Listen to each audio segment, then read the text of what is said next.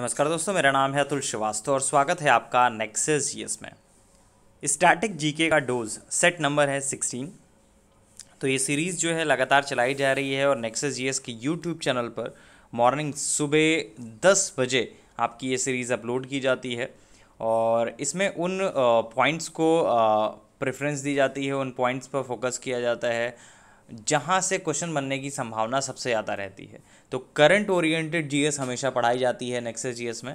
और ये जो क्लास चल रही है डेली स्टैटिक जो जीके के डोज के नाम से, नेक्सस जीएस स्पेशल का ही एक पार्ट है। अगर आपको इसका पीडीएफ प्राप्त करना है तो पीडीएफ का प्राप्त करने का जो तरीका होगा वो इसी वीडियो के डिस्क्रिप्शन बॉक्स में आपको मिल जाएगा।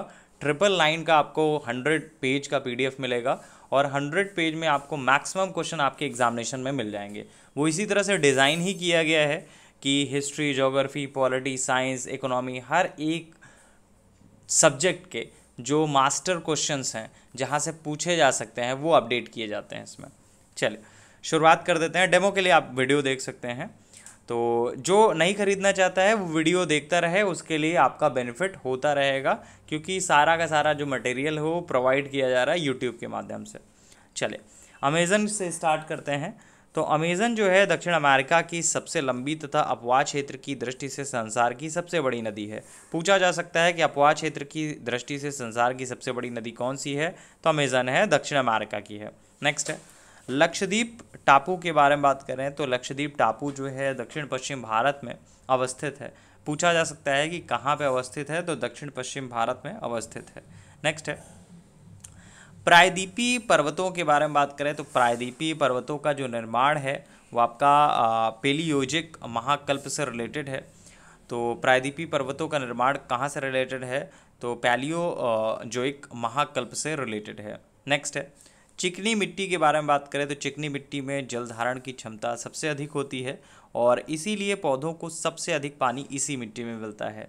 चिकनी मिट्टी में करीब 50% से कम गाद, 50% तक बालू की कुछ मात्रा पाई जाती है। नेक्स्ट पॉइंट है उत्तर प्रदेश को चीनी की कटोरे के बारे में बात करें तो उत्तर प्रदेश को चीनी का कटोरा कहा जाता है और ये गन्ने का सबसे बड़ा उत्पादक राज्य है। उत्तर प्रदेश में गेहूं का उत्पादन भी सर्वाधिक होता है। तो पूछा जाता है 2-3 क्वेश्चन देखिए इसी में से बन जाएंगे। चीनी का कटोरा किसे कहते हैं, उत्तर प्रदेश को। गन्ने का सबसे बड़ा उत्पादक राज्य कौन सा है, तो गन्ना का उत्पादक राज्य उत्तर प्रदेश है। गेहूं का सर्वाधिक उत्पादक वाला राज्य कौन सा है, तो उत्तर प्रदेश है। नेक्स्ट है ज़ाफ़रान के बारे में बात करें तो ज़ाफ़रान केसर को ही बोलते हैं। इसकी खेती के लिए कश्मीर घाटी प्रसिद्ध है जो करेवा मिट्टी वुदुर में उपजाई जाती है।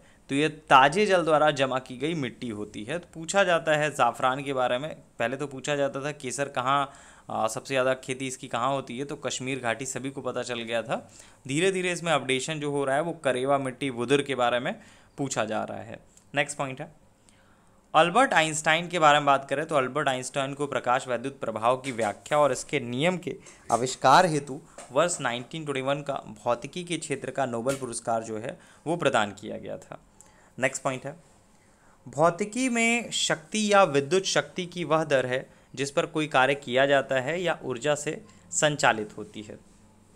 तो पूछा जा सकता है शक्ति या विद्युत शक्ति की कौन सी दर होती है, तो भौतिकी में शक्ति या विद्युत शक्ति की वह दर है जिस पर कोई कार्य किया जाता है या ऊर्जा संचालित होती है। नेक्स्ट है मीथेन गैस के बारे में बात करें तो खाना बनाने में मुख्यतः मीथेन गैस का उपयोग किया जाता है।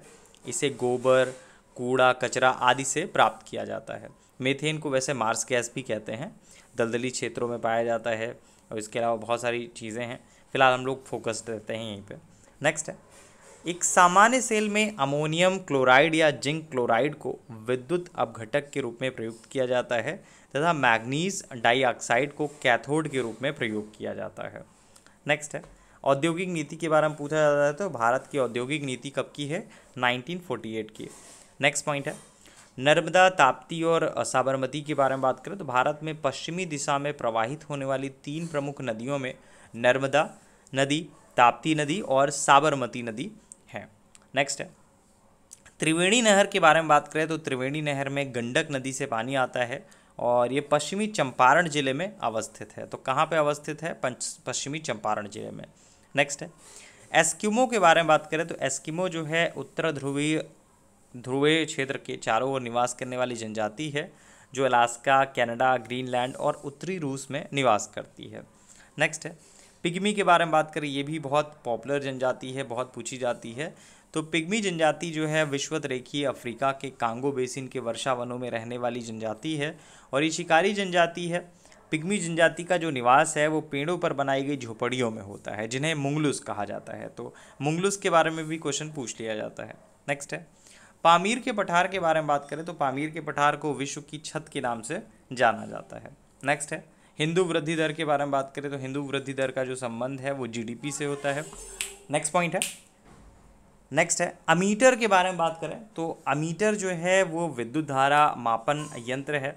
पूछा जा सकता है कि विद्युत धारा मापन यंत्र कौन सा है, तो अमीटर होता है।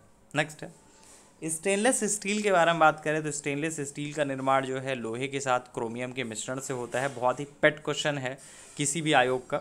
नेक्स्ट है आईडीएफ के बारे में बात करें तो भारतीय विकास फोरम, मतलब आईडीएफ को पहले भारत सहायता क्लब के रूप में जाना जाता है। नेक्स्ट है सूर्य से चला प्रकाश पृथ्वी तक पहुंचने के लिए लगभग 8 मिनट का समय लेता है। पूछा जाता है कि सूर्य से चला प्रकाश पृथ्वी तक पहुंचने में कितना टाइम लेता है, तो 8 मिनट का समय लेता है। आर्टिकल 123 राष्ट्रपति का अध्यादेश। और आपसे क्वेश्चन ये पूछा जा रहा है कि जो राष्ट्रपति का अध्यादेश तो आप जान गए हैं, राज्यपाल के अध्यादेश के बारे में अगर आपसे बात करनी हो तो वो कौन से आर्टिकल के तहत आता है। तो आर्टिकल कौन सा है, अगर आपसे पूछा जाए राज्यपाल का अध्यादेश कौन से आर्टिकल के तहत आता है तो आपको बताना है। ये आपको कमेंट बॉक्स में लिखना है कि राज्यपाल का जो अध्यादेश है कौन से आर्टिकल के तहत आता है। राष्ट्रपति का जो अध्यादेश है वो आर्टिकल 123 के तहत आता है। नेक्स्ट है एमनेस्टी इंटरनेशनल के बारे में बात करें तो एमनेस्टी इंटरनेशनल एक संगठन है जो मानव अधिकारों के संरक्षण से जुड़ा है। नेक्स्ट है एक तरफ लिखिएगा समाचार पत्र और एक तरफ बात करेंगे संस्थापक के बारे में। तो द हिंदू जी सुब्रमण्यम अय्यर, सुधारक गोपाल कृष्ण गोखले, केसरी बाल गंगाधर तिलक, बंगाली सुरेंद्र नाथ बनर्जी, हिंदुस्तानी जो है वो गंगा प्रसाद वर्मा जी।